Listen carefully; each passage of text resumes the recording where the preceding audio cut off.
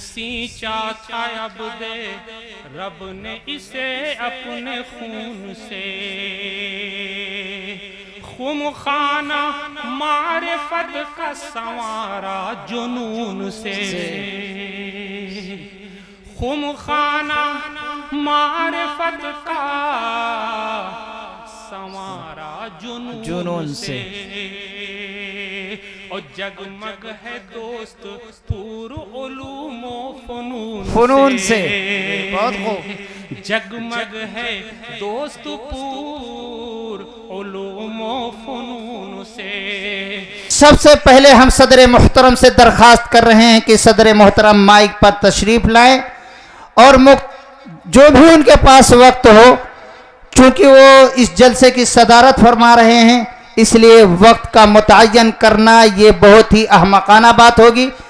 حضرت کے پاس جیسا بھی وقت ہو، اپنے وقت کے لحاظ سے وہ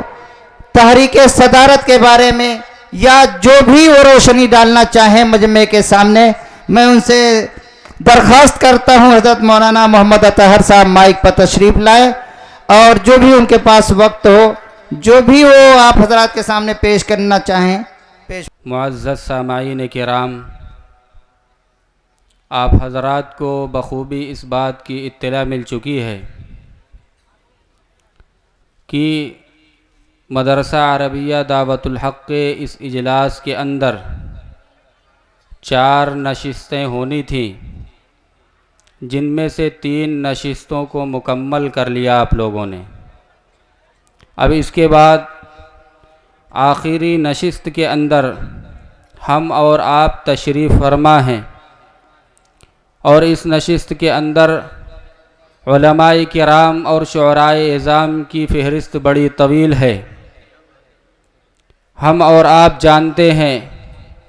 کہ نوجوانوں کے دلوں کی دھڑکن جناب اسد اعظمی صاحب بھی تشریف فرما ہیں، اور شاعر اسلام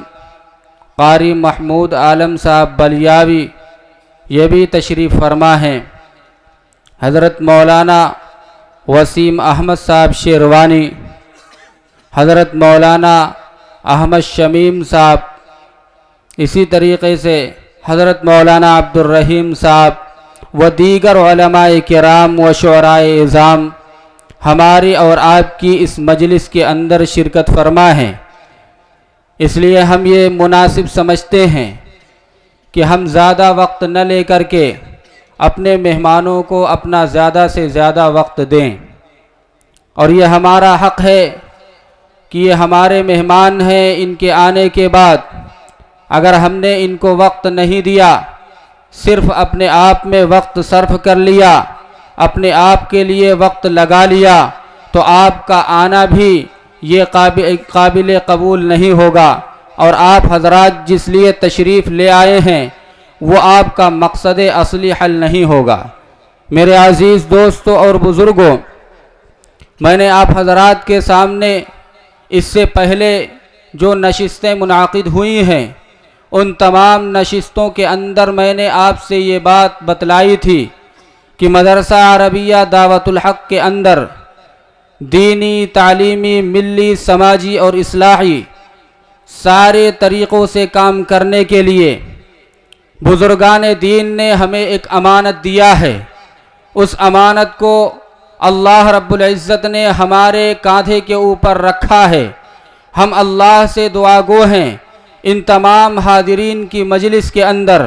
اور آپ حضرات کو گواہ بنا کر کے ہم اللہ سے یہ دعا کرتے ہیں کہ اللہ رب العزت ہمیں صحیح طریقے سے دین کے کام کرنے کی توفیق عطا فرمائے، اور خدمت کا جذبہ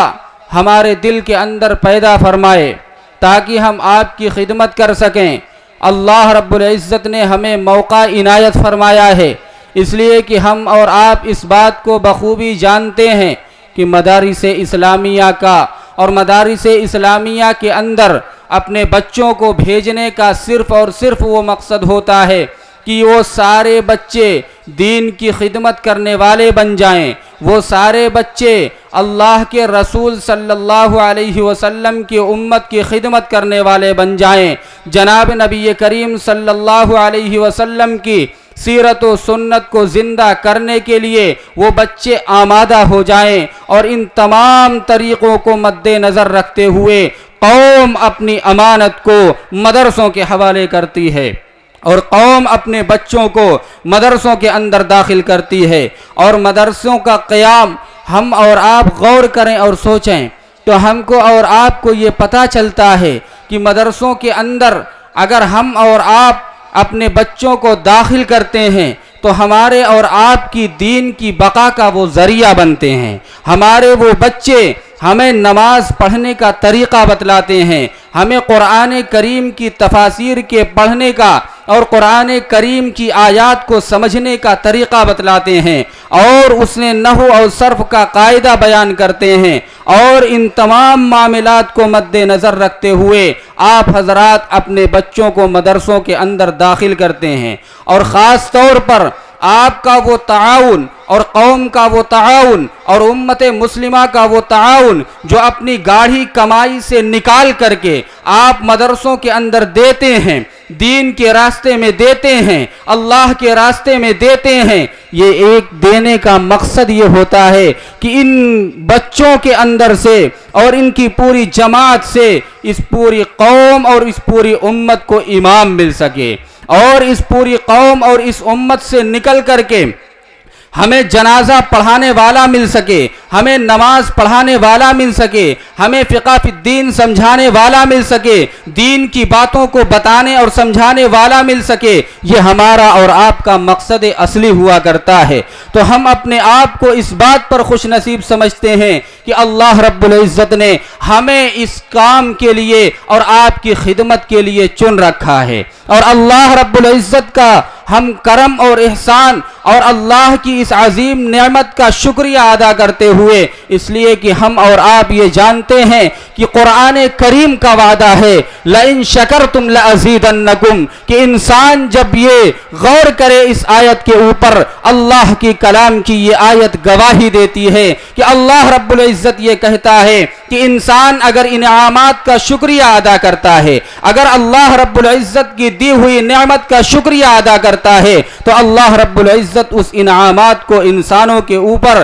اور بڑھا دیا کرتا ہے، اور اس کے انعامات اور اکرام اس انسان کے اوپر بڑھا کر کے داخل کر دیے جاتے ہیں۔ میرے عزیز دوستو اور بزرگوں، میں آپ حضرات کا زیادہ وقت نہیں لینا چاہتا، بس آپ کو یہ یقین دلانا چاہتا ہوں کہ اللہ نے اگر اس عظیم نعمت سے ہمیں نوازا اور اللہ رب العزت نے آپ کی خدمت کے لیے ہمیں رکھا، اور ہم آپ کی خدمت کے لیے انشاءاللہ مرتے دم تک تیار رہیں گے۔ ہمیں آپ کے تعاون کی ضرورت ہے، آپ حضرات تعاون کریں گے تو انشاءاللہ آپ کی اس امانت کو، بزرگوں کی اس امانت کو جو بزرگوں نے ہم کو اور آپ کو یہ امانت دیا ہے، اس امانت کی بقا کے لیے آخری دم تک لڑتے رہیں گے، اور اس کے ساتھ اس کو آگے بڑھانے کا کام کرتے رہیں گے۔ میرے عزیز دوستوں اور بزرگوں،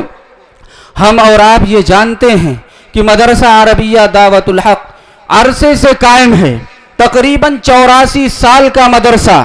اور ہم اور آپ یہ بھی جانتے ہیں کہ اس مدرسے کے اندر حضرت پھول پوری رحمت اللہ علیہ تشریف لے آئے، اور اس مدرسے کے اندر بڑے بڑے علماء کرام تشریف لے آئے، اور اسی طریقے سے ہم اور آپ اس بات کو بھی جانتے ہیں کہ ہمارے والد گرامی حضرت مولانا عبدالرب صاحب نور اللہ مرقدہ، اللہ ان کی قبر کو نور سے بھر دے۔ ہم اور آپ اس بات کو بھی جانتے ہیں کہ حضرت مولانا مفتی محمد سجاد صاحب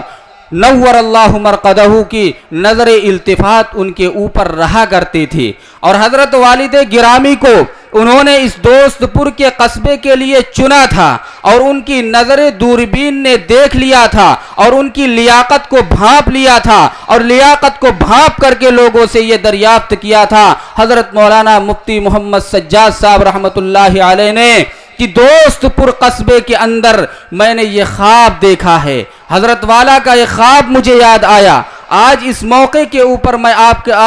اس موقع پر میں آپ کے سامنے وہ عرض کرنا چاہتا ہوں۔ حضرت والد گرامی مولانا عبدالرب صاحب رحمت اللہ علیہ نے ایک مرتبہ ایک موقع پر دریافت فرمایا کہ میرے استاذ نے ایک مرتبہ ایک خواب دیکھا، مدرسہ بیت العلوم سرائے میر کے اندر انہوں نے خواب دیکھا، اور خواب دیکھ کر کے مجھے بلایا، اور بلا کر کے مجھ سے یہ کہا کہ آپ اس خواب کی تعبیر بتلائیے۔ حضرت والد گرامی نے یہ کہا کہ حضرت آپ کی موجودگی میں ہم خواب کی تعبیر بتلائیں۔ حضرت مولانا مفتی محمد سجاد صاحب نور اللہ مرقدہ چونکہ اس مدرسے کے اندر تقریباً 7 سال کے لیے آئے، اور انہوں نے مشکات تک کی تعلیم خود تمام بچوں کو مشکات تک کی تعلیم دیا، اور اس کے بعد جب یہاں سے وہ تشریف لے گئے، حضرت پھول پوری رحمت اللہ علیہ نے ان کو بلایا مدرسہ بیت العلوم سرائے میر کے اندر، تو ان کے جانے کے بعد مدرسہ کسی نہ کسی شکل کے اندر موجود ضرور تھا، لیکن وہ ساری جو باتیں آپ کے سامنے آئی کہ مشکات شریف تک کی تعلیم کا معیار بالکل نیچے چلا گیا۔ اور اس کے بعد حضرت مولانا مفتی محمد سجاد صاحب رحمت اللہ علیہ کو اس دوست پور قصبے کی بدعات اور خرافات اور رسومات کو دیکھ کر کے ان کے دل کی کڑھن یہ کہا کرتی تھی، ان کے دل کی تڑپ یہ کہا کرتی تھی کہ اس دوست پور قصبے کے اندر کسی مرد مجاہد کا انتخاب ہونا چاہیے، اور اس مرد مجاہد کا انتخاب حضرت والا نے کیا، اور حضرت والد گرامی کا کیا۔ حضرت والد گرامی سے یہ کہا کہ میں نے خواب دیکھا ہے، اس خواب کی تم تعبیر بتلاؤ۔ حضرت والد گرامی نے جب یہ کہا کہ میں آپ کے سامنے کیا خواب کی تعبیر بتلاؤں، فرمایا کہ آپ خواب کو ذکر کریں۔ حضرت مولانا مفتی محمد سجاد صاحب نور اللہ مرقدہ نے خواب کو ذکر کیا اور فرمایا کہ میں نے آج رات یہ خواب دیکھا ہے کہ میں اپنے سر کے اوپر اپنے سارے سامان کو لے کر کے مدرسہ بیت العلوم سے دوست پور کی طرف جا رہا ہوں اور کوچ کر رہا ہوں۔ آپ بتاؤ اس خواب کی تعبیر کیا ہے؟ حضرت والد گرامی نے سکوت اختیار کیا، اور جب حضرت والد گرامی نے سکوت اختیار کیا تو مفتی محمد سجاد صاحب نور اللہ مرقدہ عارف باللہ نے اس خواب کی تعبیر بتلائی، اور یہ بات ارشاد فرمائی کہ میں یہ سمجھتا ہوں کہ میرا علمی فیضان اب دوست پور کی طرف جائے گا اور اس قصبے کی طرف جائے گا، اور میں یہ سمجھتا ہوں کہ اس قصبے کے لیے میری نظر جہاں تک کام کرتی ہے، میں انتخاب کرتا ہوں کہ عبدالرب جائے گا اور دوست پور کے اندر انقلاب برپا کرے گا۔ میرے عزیز دوستوں اور بزرگوں، آپ نے دیکھا تاریخ گواہ ہے، تاریخ شاہد ہے اس بات پر کہ حضرت والد گرامی نے کس طریقے سے پورے علاقے کی خدمت کیا، بلکہ پورے ضلع کی خدمت کیا، اور انہوں نے اپنے آپ کو لوگوں کے لیے نچھاور کر دیا، لوگوں کے سامنے بچھا دیا، اور ایسے مرد مجاہد بن کر کے انہوں نے اپنی زندگی کو گزارا کہ میرے عزیز دوستوں اور بزرگوں، دنیا آج اس کی مثال پیش کرنے سے عاجز اور قاصر نظر آ رہی ہے۔ آپ غور کریں اور سوچیں کہ حضرت والد گرامی نے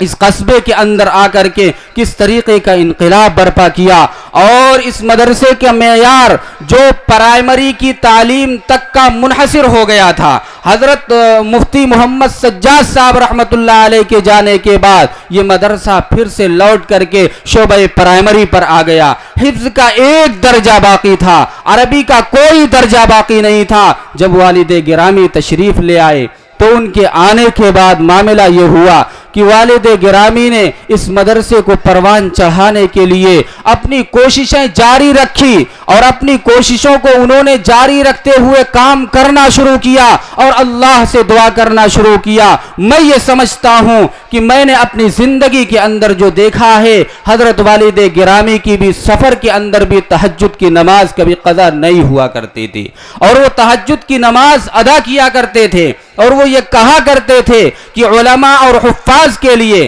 مدرسوں کے اندر زندگی گزر اور بسر کرنے والوں کے لیے صرف 5 وقت کی نماز نہیں ہے، بلکہ ان کے لیے تہجد کی نماز پڑھنا لازم اور ضروری ہے۔ آپ بتاؤ اور غور کرو کہ ایک انسان وہ جو محنت اور مزدوری کرنے والا انسان، ایک انسان وہ جو اس دنیا کے اندر پھاوڑا چلا کر کے اپنے کھیت کی رکھوالی کرنے کا کام کرتا ہے، اور ساری مشغولیات کو مد نظر رکھتے ہوئے وہ 5 وقت کی نماز ادا کرتا ہے، اور ایک انسان وہ جس کی صبح مسجد کے اندر ہوتی ہے، جس کی شام مسجد کے اندر ہوتی ہے، جس کی دوپہر اور شام کا معاملہ یہ ہے کہ مسجد اور مدرسوں کے اندر اس کی زندگی صرف ہوتی ہے اور اس کا وقت صرف ہوتا ہے، تو آپ بتاؤ اور غور کرو کہ اگر وہ انسان تہجد کی نماز نہ ادا کرے تو ہماری کوتاہی ہے، آپ کی کوتاہی ہے، یہاں بیٹھے ہوئے سارے افراد کی کوتاہی ہے۔ اس لیے ہم اس موقع پر اللہ سے دعا گو ہیں کہ اللہ رب العزت ہمیں تہجد کا بھی پابند بنائے، حضرت والد گرامی کی نصیحت پر عمل کرنے کی توفیق عطا فرمائے۔ میرے عزیز دوستوں اور بزرگوں،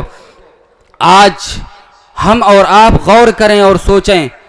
کہ اس موقع پر علماء کرام اور شعراء کی عظام کی فہرست بڑی لمبی ہے، ورنہ حضرت والد گرامی کی ایک ایک بات آب زر سے لکھنے کے مترادف ہے۔ اگر غور کیا جائے اور سوچا جائے تو زندگی کے اندر آنے والی وہ چیزیں جو بعد میں آنے والی ہیں، لیکن حضرت والد گرامی نے اس کی نشاندہی پہلے کر دیا تھا۔ ان کا مستقبل اتنا بلند تھا، ان کا مستقبل اتنا اعلیٰ تھا کہ وہ لوگوں کو دیکھ کر کے بھانپ لیا کرتے تھے، وہ حالات کو دیکھ کر کے بھانپ لیا کرتے تھے کہ حالات کیسے آنے والے ہیں، معاملہ کیسے ہونے والا ہے۔ آپ غور کریں اور سوچیں تو ان کی باتوں کو اگر نقل کیا جائے تو میرے عزیز دوستوں اور بزرگوں اچھا خاصا وقت چاہیے۔ میں اپنے وقت کو حضرت مولانا مفتی محمد سجاد صاحب نور اللہ مرقدہ کی ذریت سے ایک ایسے شخص کو میں اپنا وقت دینا چاہتا ہوں کہ جس کا نام نامی اسم گرامی مفتی محمد یوسف صاحب ہے۔ وہ آئیں گے اور اس مدرسے کے بارے میں، حضرت والد گرامی کے بارے میں ہم سامعین کے سامنے کچھ بات کریں گے۔ مختصر سے وقت میں حضرت والا سے میں یہ درخواست کرنا چاہتا ہوں کہ حضرت والا تشریف لے آئیں اور ہمارے اس مدرسے کا، آپ کے اس مدرسے کا پورے علاقے کے اندر اس مدرسے کے لوگ آج جمع ہیں اور سارے لوگ یہاں موجود ہیں۔ سارے لوگوں کی موجودگی کے اندر ہم حضرت گرامی سے یہ کہنا چاہتے ہیں کہ وہ آئیں اور آ کر کے اس مدرسے کا تعارف پیش کر دیں، اور اگر تعارف نہ پیش کر سکیں جو ان کی زبان پر آئے ہمیں اور آپ کو اور سارے سامعین کو نصیحت فرمائیں، اس لیے کہ ان کا مقام بلند ہے، ان کا مقام بالا ہے، اس واسطے کہ حضرت گرامی ان کی ذریت کے اندر ہے جن کے بارے میں ہم اور آپ یہ جانتے ہیں کہ عارف باللہ حضرت مولانا مفتی محمد سجاد صاحب نور اللہ مرقدہ کی ذریت کے اندر ہیں، جن کی فکر و کڑھن یہ ہوا کرتی تھی کہ دعوت الحق کو کس طریقے سے پروان چڑھایا جائے۔ میرے عزیز دوستوں اور بزرگوں، میں حضرت گرامی کو ایک اس شعر کے ساتھ دعوت سخن دیتا ہوں کہ دعوت الحق مدرسہ ہے دین احمد کا چمن، دعوت الحق مدرسہ ہے دین احمد کا چمن، جس کے گل حسن عمل، جس کی کلیاں علم و فن، جس کے گل حسن عمل، جس کی کلیاں علم و فن، ہو ترقی پر صدا چلتی رہے باغ بہار، مبدأ فیاض تیرا فضل ہو سایہ فگن۔ حضرت والا اسٹیج پر